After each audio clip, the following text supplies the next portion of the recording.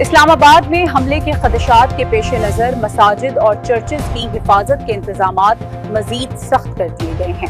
दरिया खान चर्च में Sunday service के दौरान पुलिस और सिक्योरिटी अहलकार तैनात हैं और दाखिली व खारजी रास्तों पर निगरानी जारी है। मजीद सूरत हाल जानते हैं दरिया खान से हमारे रिपोर्टर कैसर एस जिल की तैयार करदा इस रिपोर्ट में आज तक न्यूज के साथ। आप देख रहे हैं आज तक न्यूज, खबर सच के साथ।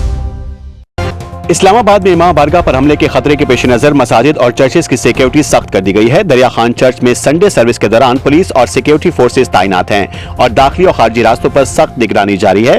रिपोर्ट कैसर एस गुल और आप देख रहे हैं आज तक। इस्लामाबाद में इमाम बारगाह पर हालिया हमले के पेश नजर डीपी बकर की हिदायत पर मसाजिद और चर्चेज की सिक्योरिटी सख्त कर दी गई है।